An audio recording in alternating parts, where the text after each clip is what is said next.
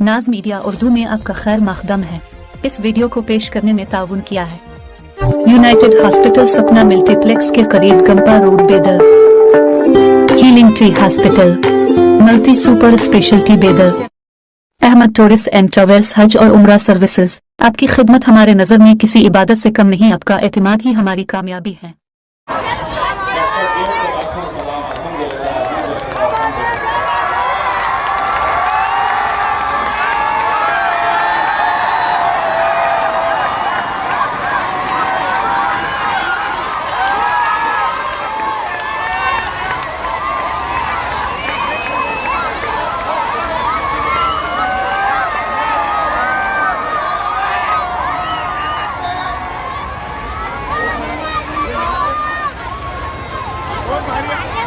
अगर ये हाल आज ऐसा है तो तसव्वुर करिएगा कि 4 जून को क्या हाल रहेगा।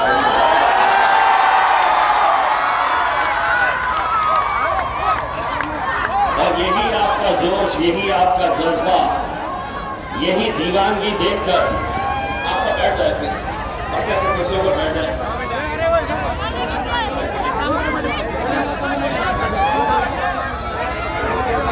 यही जोश देखकर मीडिया वाले जब मुझसे पूछते हैं कि इस बार कैसा रहेगा, तो मैं उन्हें जवाब देता हूं कि 2019 के अंदर 100% श्योर था, 2024 के अंदर 200% श्योर हो गया।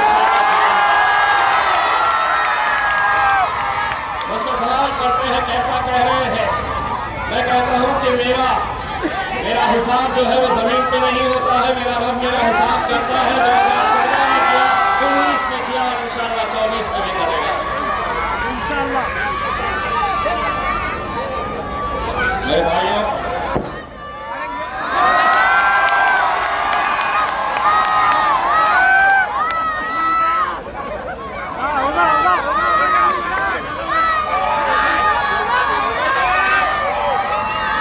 जो बच्चे हैं वो 4 जून के लिए रख लीजिएगा। ऐसा बच्चे हैं 4 जून के लिए रख लीजिएगा। मेरे भाइयों, सबसे पहले तो इस मौके के ऊपर आपका तहे दिल से शुक्रिया अदा करना चाहता हूँ। अल्लाह रब्बुल इज़्ज़त ने ये मौका दिया कि मैं हिंदुस्तान की सबसे अजीम जो ऐवान है, जिसे हम पार्लियामेंट कहते हैं, उस पार्लियामेंट के अंदर 543 मेंबर्स ऑफ पार्लियामेंट होते हैं। उसमें अगर कोई करोड़पति आदमी, चाहे वो अंबानी हो, अडानी हो, टाटा हो, बिरला हो, अगर वो कहे कि मैं हुकूमत को 100 करोड़, 200 करोड़, 500 करोड़, 1000 करोड़ दूंगा और मैं लोकसभा के अंदर आकर बैठना चाहूंगा, तो नहीं मुमकिन है। राज्यसभा में वो जा सकता है, लेकिन लोकसभा के अंदर वो नुमाइंदे चुनकर जाते हैं जिन्हें आवाम पसंद करती है, जिन्हें आवाम तय करती है कि आने वाले 5 साल मेरी क़यादत पार्लियामेंट के अंदर कौन करेगा। और अल्हम्दुलिल्लाह 2019 में आपने पूरे हिंदुस्तान को एक पैगाम दिया, एक ऐसा पैगाम कि जिस शहर के अंदर, ये बेटा बच्चों खामोश रहिए, नीचे बैठिए। मैं आपको 4 जून को मौका दूंगा बेटा, खूब लोग डांस करेंगे, आप भी डांस करेंगे, बैठिए। 40 साल पहले 2019 की बात कर रहा हूं मैं,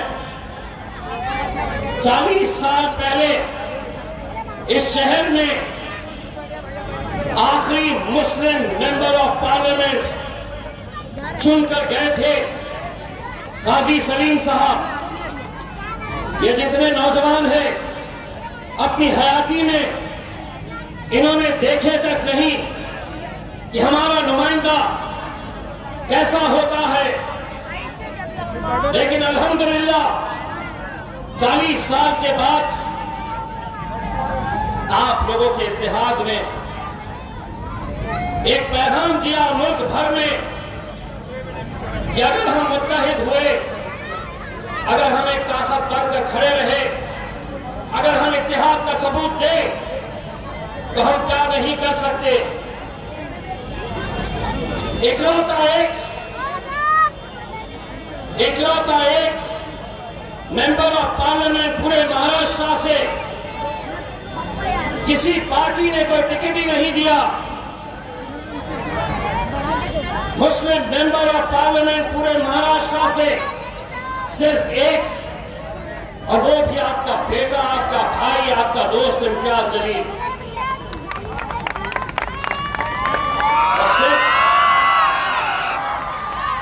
और सिर्फ महाराष्ट्र ही नहीं, मेरे नौजवानों साथियों, ये हमारे लिए शर्म की बात है, ये हमारे लिए शर्म की बात है, हमारी सियासत करने वाले लोगों के लिए शर्म की बात है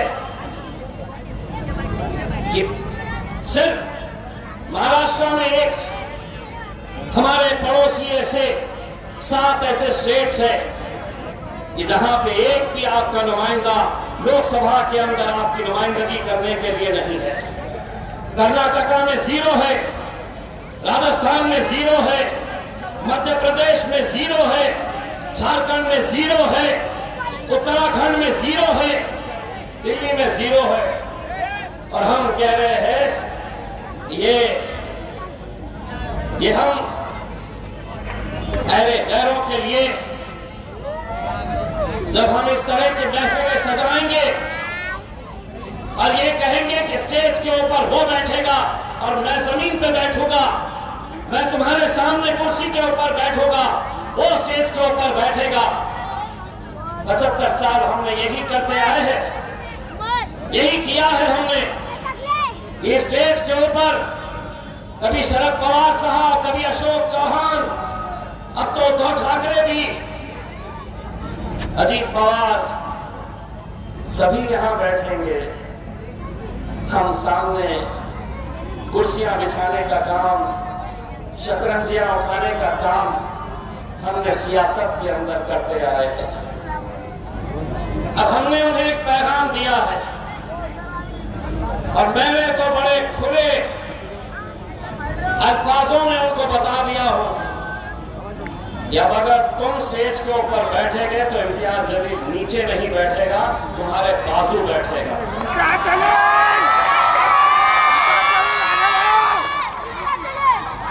दोस्तों, ये अल्लाह रब्बुल इज्जत का करम है। मैं 12 साल पूना में एक टेलीविजन चैनल के लिए न्यूज रिपोर्टर की हैसियत से काम करता था। मुझे आज भी वो दिन याद है कि जब मुझे शरद पवार का इंटरव्यू लेना होता था, अजीत पवार का लेना होता था या अशोक चौहान का लेना होता था, तो वो लोग गेस्ट हाउस के अंदर बैठे, मैं बाहर माइक लेकर खड़ा, इंतजार की नेताजी कब आएंगे, कब मैं उनका इंटरव्यू लूंगा। लेकिन अल्लाह ने, कहते हैं ना कि तुम अगर उससे मांगो तो वो क्या कुछ नहीं तुम्हें अता कर सकता है। एक वक्त वो आया जब पार्लियामेंट की कुर्सी के ऊपर ये बैठे थे तो इम्तियाज जलील उनके बाजू जाकर बैठा। यह आप लोगों का इत्तेहाद था जिसे आज चकनाचूर करने की कोशिश हो रही है, जिसे आज पूरी तरीके से तोड़ने की कोशिश हो रही है। मैं ये इलेक्शन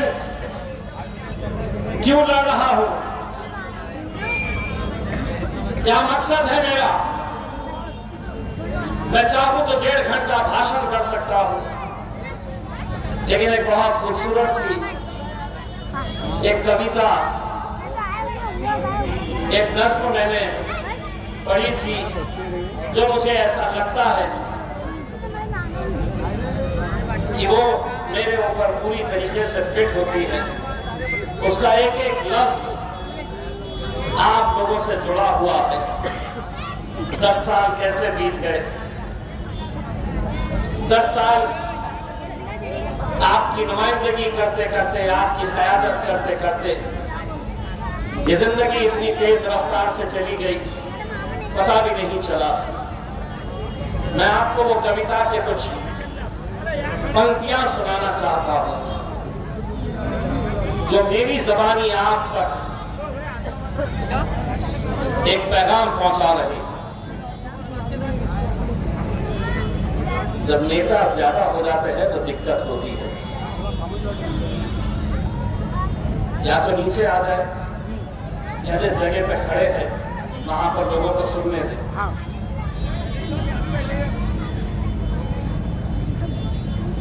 आहिस्ता चल जिंदगी, अभी कई खर्च चुकाना बाकी है, कुछ दर्द मिटाना बाकी है, कुछ फर्ज निभाना बाकी है। रफ्तार में तेरे चलने से कुछ रूठ गए, कुछ छूट गए। रूठों को मनाना बाकी है, रोतों को हंसाना बाकी है। कुछ रिश्ते बनके टूट गए, कुछ बनते बनते छूट गए। इन टूटे छूटे रिश्तों के जख्मों को मिटाना बाकी है।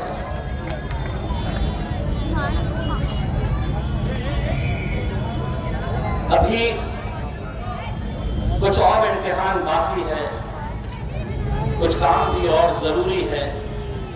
जिंदगी की उलझी पहली को पूरा सुलझाना बाकी है।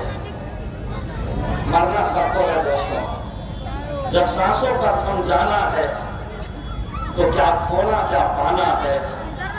पर मन के जिद्दी बच्चे को ये बात बताना जरूरी है, आहिस्ता चल जिंदगी, अभी कई कर्ज चुकाना बाकी है, कुछ कर्ज मिटाना बाकी है, कुछ फर्ज निभाना बाकी है।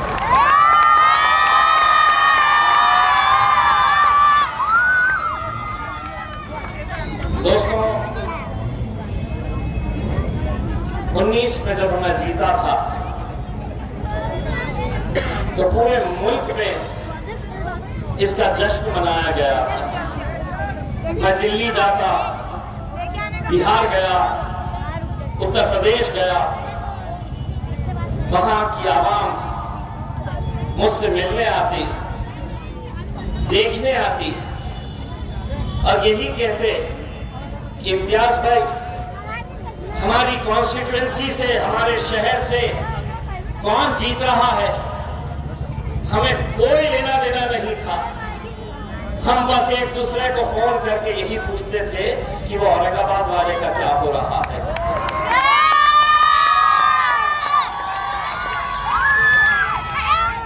दोस्तों, रमजान के इस मुबारक महीने में मोतीवाला की मस्जिद में, मेरी बाग में एक मौलाना आते हैं, बुजुर्ग शख्स, बहुत अच्छी दुआ पढ़ते हैं। मैं जाता हूं उनकी दुआ लेने के लिए। इस बार भी जब गया, उन्होंने मुझे खूब दुआओं से नवाजा। मैं जब बाहर निकल कर आ रहा था मस्जिद के बाहर, तो बहुत सारे नौजवान लड़कों ने घेर रखा था। मेरी नजर एक बहुत ही बुजुर्ग शख्स के ऊपर गई। मैं समझता हूं कि वो 90 साल के ऊपर के हजरत हो गए। मुझे ऐसा लगा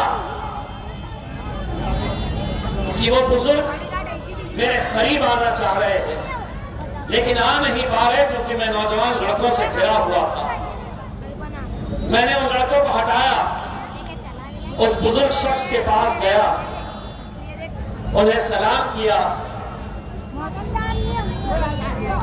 उन्होंने सलाम का जवाब दिया और उन्होंने मुझसे कहा कि बेटा, मैं जालना का रहने वाला हूं। मैं उन्हें हाथ मिलाकर कहा कि मेरे लिए दुआ करना। उन्होंने जो जवाब दिया वो सुनिए। उन्होंने मुझसे कहा कि बेटा, मैं और मेरे पूरे घर वाले पूरे रमजान के महीने में तहज्जुद में उठकर तुम्हारी कामयाबी के लिए हम दुआ कर रहे हैं बेटा। जालना का रहने वाला शख्स, जालना के रहने वाले वो बुजुर्ग, क्या लेना देना, ना वो वोट डाल सकते हैं, ना मेरी कॉन्स्टिट्यूएंसी का हिस्सा है, लेकिन वो बुजुर्ग शख्स, क्या वजह है कि वो तहज्जुद में उठकर एक मेंबर ऑफ पार्लियामेंट उसके लिए पूरा घर अगर दुआएं मांग रहा है तो वो कैसा मुसलमान होगा। और यहाँ के कुछ कैसे मुसलमान हैं जो आपसे कह रहे हैं इम्तियाज जलील को इस बार वोट देने का मतलब नरेंद्र मोदी को ताकत देने के बराबर है। मोदी को हमें कमजोर करना है तो यहाँ पर इस बार चंद्रकांत खैरे को यहाँ पर वोट देना। आपके महल्ले में भी आए होंगे, होटलों में बैठे होंगे, आपको समझाने की कोशिश कर रहे होंगे। अरे 543 सीटें हैं लोकसभा की, सारी तकलीफ तुम्हें महाराष्ट्र के एकलौता एक मुसलमान एमपी से क्यों है, यह सवाल मैं तुमसे करना चाहता हूं। जीत जाओ, पूरे के पूरे 47 तुम महाराष्ट्र के जीत के बताओ। और अगर लोकसभा के अंदर तुम पहुंच भी गए 47 के 47, मैं तुमको दावे के साथ कहता हूं कि कल को अगर यूसीसी का कानून आया, सीएनआरसी का कानून आया, ट्रिपल तलाक के कानून के टाइम पे आपने देखा कि कैसे गूंगे, मुक्के और बहरे बनकर बैठे थे। अब भी अगर आपके खिलाफ कोई कानून आएगा तो एक एमपी किसी भी पार्टी का हो, एक एमपी में ऐसी हिम्मत नहीं कि वहां पर खड़े रहकर हुकूमत की मुखालिफत करे। अगर वहां पर कोई चट्टान की तरह खड़े रहता है, कोई मोदी की आंखों में आंखें डालकर सवाल करता है, तो वो मेरा खायद बैरिस्टर असदुद्दीन अवैसी है और इम्तियाज जलील है।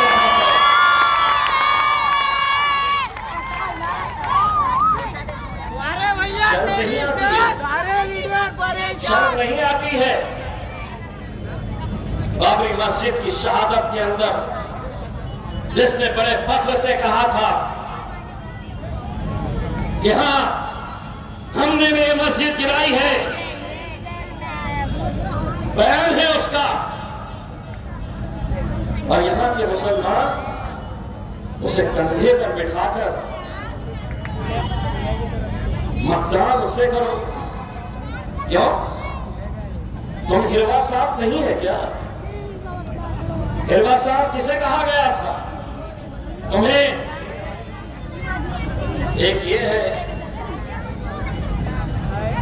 दूसरे साहब बहुत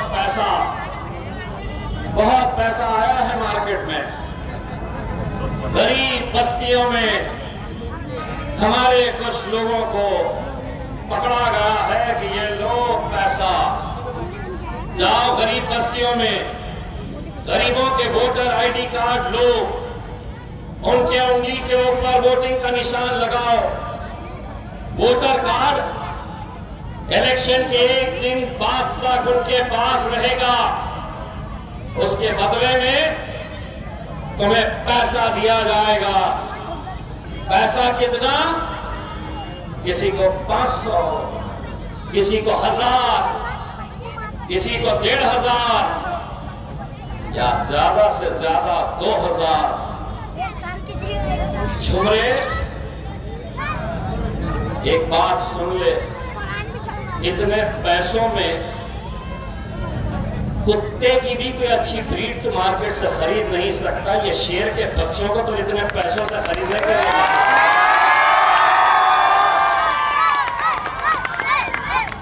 और जो दल्ले ये काम कर रहे हैं चंद पैसों की खातिर, वो अपनी जेब तो भर लेंगे लेकिन इस कौम का सौदा कर रहे हैं। ऐसे लोगों से होशियार रहिए।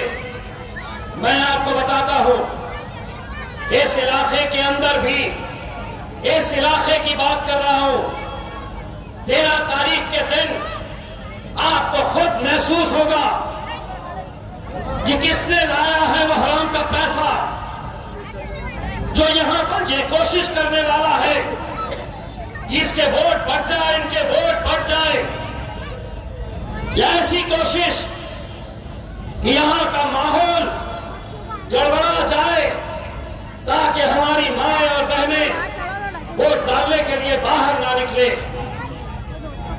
वोटिंग परसेंटेज कम कराया जाए।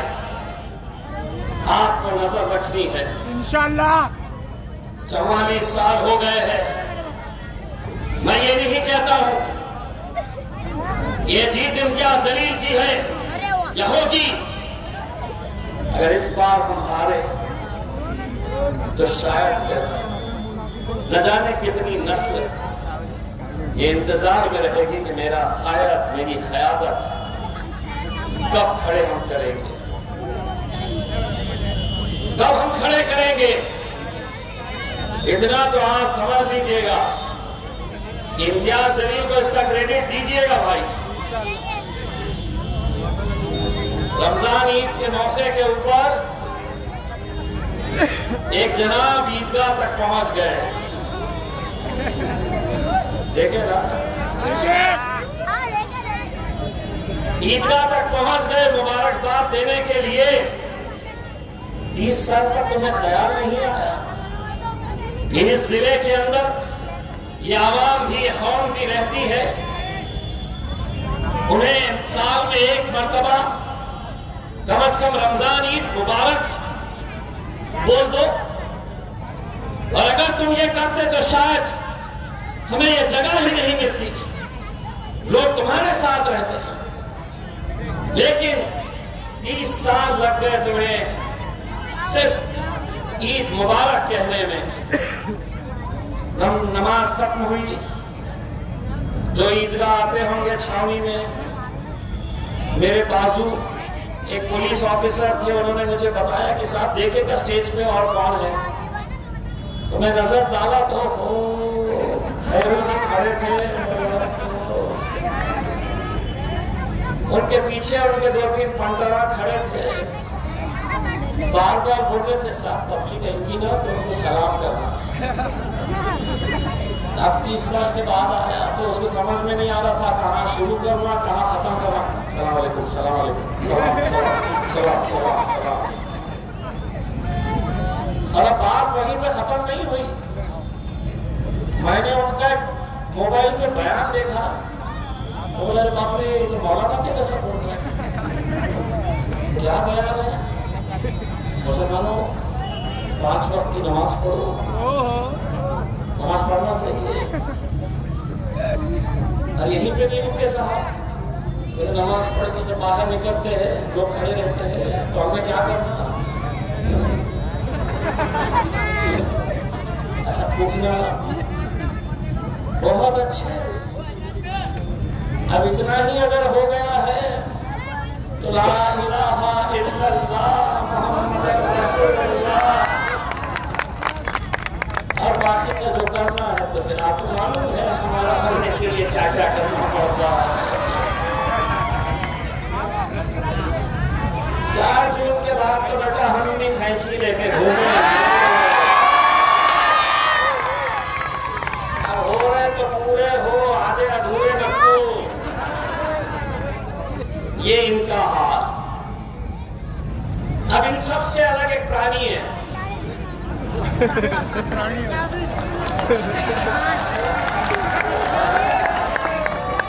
सबको मालूम विचित्र प्राणी कौन है।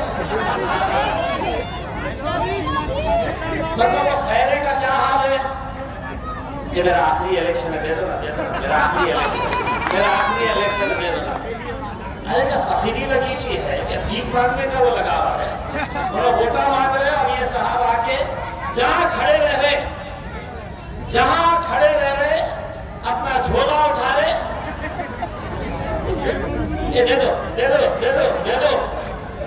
अरे मेरे भाई ये इलेक्शन है, इलेक्शन में ईवीएम में जितने वोट पड़ते उतने ही रहते हैं, बढ़ते नहीं है। मतलब तुम समझेंगे का 40, कि 4 टिकट ला लिया हम अफसरा से, 20 का 40, 30-30 रुपये वाले 60 में। और बाहर आके 30 का 60, 30 का 60, 30 का 60। तो ऐसा समझेंगे ईवीएम में 25 वोट पड़े हैं तो बाहर आके बोलेंगे 25 का 50, 25 का 50, 25। नहीं होता मेरे भाई, नहीं होता। जितना है उतना। और अगर इतने ही है मेंबर ऑफ पार्लियामेंट बनने का, तो कोई एक जना अगर उनका चाहने वाला के कोने में से सुन रहा होगा तो यहाँ पे एक किसी छोटे से बच्चे की स्लेट लेके आओ और चौक लेके आओ, तुम्हारे सामने उसको लिखने के लगाओ कि अंग्रेजी में मेंबर ऑफ पार्लियामेंट।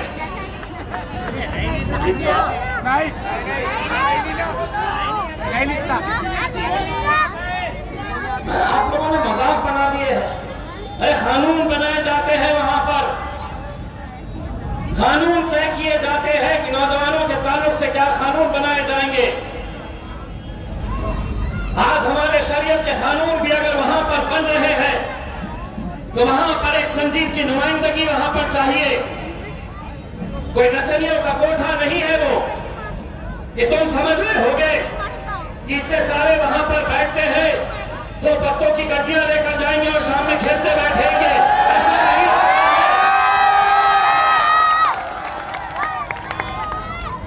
नहीं, मैं सोशल क्लब चलाता हूं। अच्छा,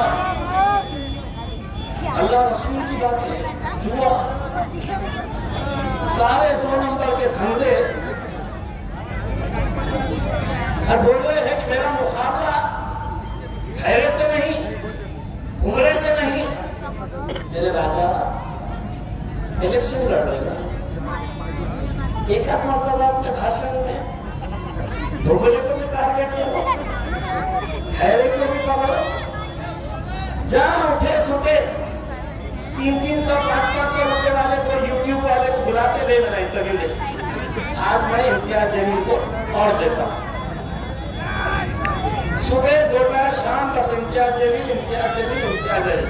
अब तो उनके कोई घर वाला बोला था कि रात में नींद में से उठ गए, मुझे इम्तियाज आया था।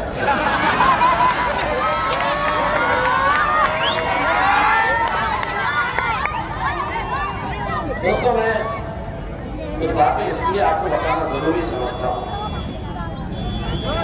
कि एक क़यादत जब आपकी खड़ी होती है तो उसका असर कैसा होता है। आज से तकरीबन साल भर पहले या 1.5 साल पहले उस्मानाबाद के कुछ नौजवान लड़के आए। 2 महीने से वो घर के बाहर थे, पुलिस से भागते फिर रहे थे। क्यों? क्योंकि उन्होंने उस्मानाबाद के किसी चौक के अंदर टीपू सुल्तान, हजरत टीपू सुल्तान की जयंती के मौके के ऊपर उन्होंने एक झंडा लगाया। दूसरे दिन शिवसेना वाले, बजरंग दल वाले, वीएचपी वाले वहां पर गए, वो झंडे को निकाल कर फेंका और उस झंडे की जगह उन्होंने अपना झंडा लगाया। माहौल खराब हो गया, गड़बड़ाने लगा।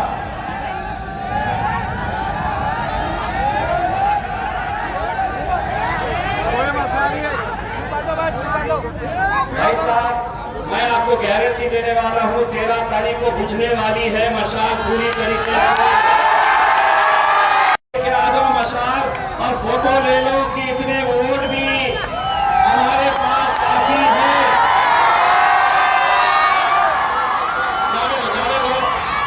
जाने दीजिए भाई साहब, वो मत दीजिएगा। सबको इख्तियार है इलेक्शन लड़ने का, किसी न किसी को कोई रोकना नहीं चाहिए। किसी ने किसी को बैठ जाइए, आप लोग बैठ जाइए।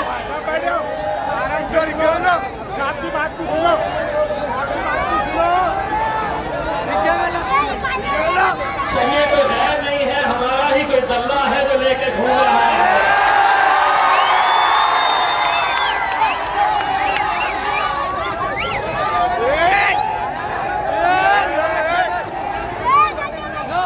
ये प्रॉब्लम क्या है मालूम क्या? हम जरा से शरीफ क्या हो गए तो ये सारे समझते हैं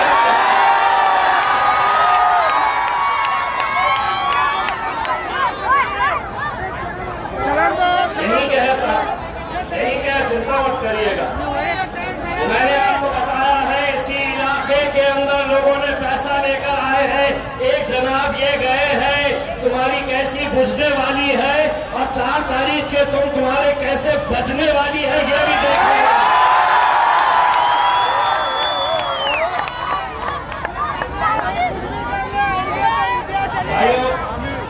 देखिए, इलेक्शन लड़ने का इख्तियार सबको है, लेकिन सवाल ये पैदा होता है, अगर इस माइकल लाल के अंदर इतनी हिम्मत है कि वो चंद्रकांत खैरे को कट गेट के अंदर लेकर आया, तो ये खाम का फड़वा है, दलाल है ये।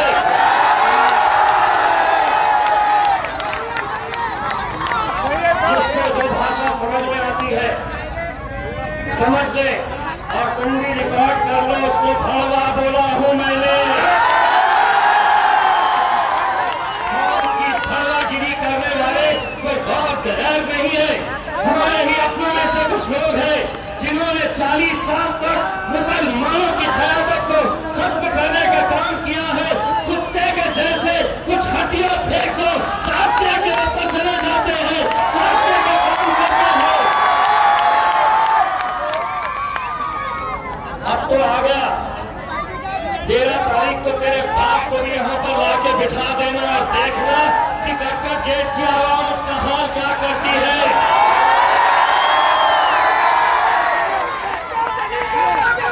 हम तुम्हारे साथ हैं, हम तुम्हारे साथ हैं।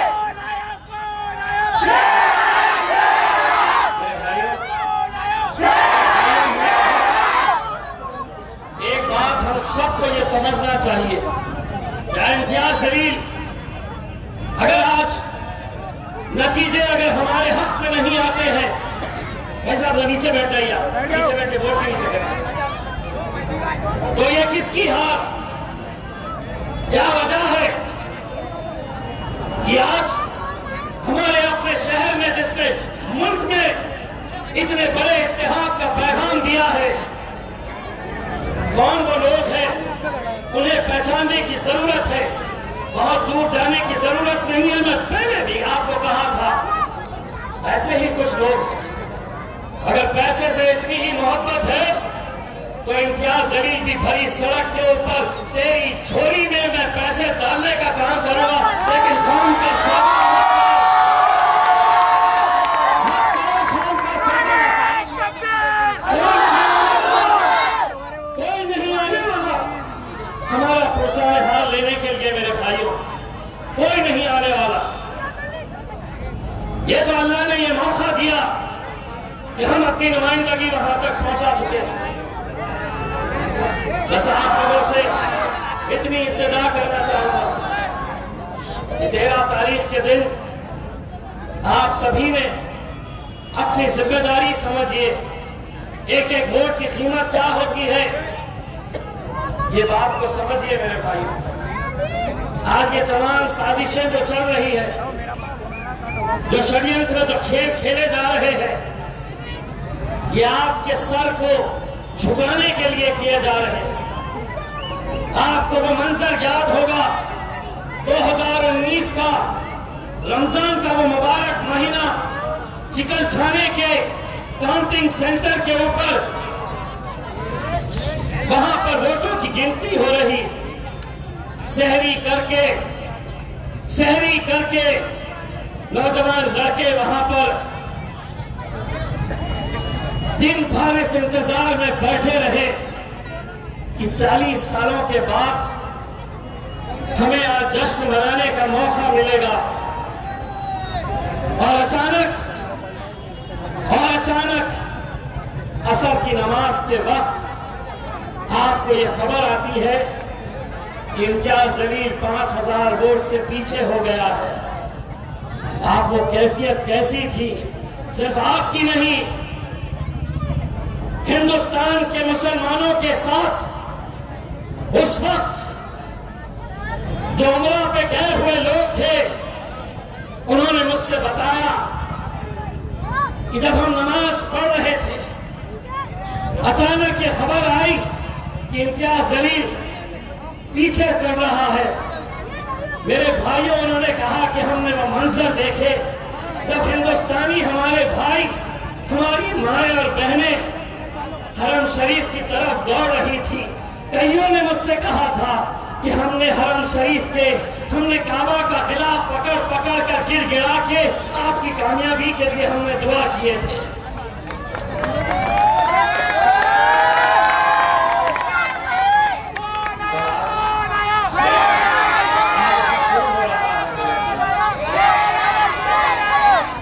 मैं ये नहीं कहता हूं कि मैं अकेला आपकी नुमाइंदगी, मैं तो था नहीं यहाँ पर, 12 साल में बाहर था।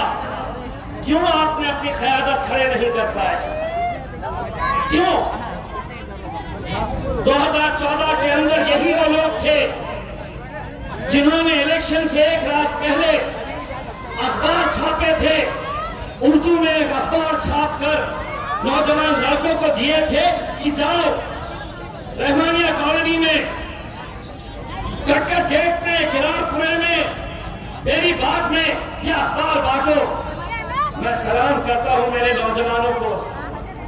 वो बंडल लेके तो गए थे बांटने के लिए, किसी ने नाले में फेंका था तो किसी ने उस बंडल को आग लगाकर मुझे फोटो भेजी थी और मुझसे कहे थे कि इम्तियाज भाई हम आपके साथ धोखा नहीं करेंगे करके। वो जज्बा था। 2019 के अंदर यही चंडाल चौकड़ी घरों में, अस्पतालों में मीटिंग लगा रहे हैं, अभी भी चल रही होगी। ये फोटो जाएगी तो यकीनन रेट बढ़ने वाला है और पैसा छोड़ना पड़ेगा। यही लोग थे, नहीं आ सकती, सीट आने का सवाल ही नहीं पैदा होता है, कौन देता वोट, कैसे आते, मेंबर ऑफ पार्लियामेंट बनना इतना आसान है क्या? आपको हिसाब किताब बताते, वो हिसाब जमीन पर करते थे। अल्हम्दुलिल्लाह मेरा हिसाब मेरा रब करता है, मेरा अल्लाह करता है। 13 तारीख के दिन एक दिन आपको मुझे देना है। नौजवानों, हिंदुस्तान की तारीख के अंदर मैं आपको ये गवाही देता हूँ कि ऐसा जश्न पूरे हिंदुस्तान में नहीं मनाया गया होगा जो जश्न इंशाअल्लाह औरंगाबाद देखेगा।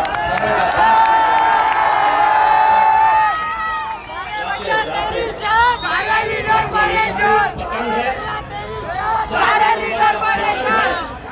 सुबह नींद में फजर से उठने के बाद सबसे पहले अपनी माँ और बहनों का वोट डलवाइए और उसके बाद अपने घर वालों का, उसके बाद अपने घर वालों का। और इंशाअल्लाह मैं आपको यकीन दिलाता हूँ कि जो फख्र के साथ मैं मीडिया वालों को कहता हूँ मैं 200 टक्के, आज देखने के बाद मैं कहूँगा कि मैं झूठ बोल रहा था कि 200 टक्के मैं जीतने वाला हूँ। आज देखने के बाद मैं कहूँगा कि 500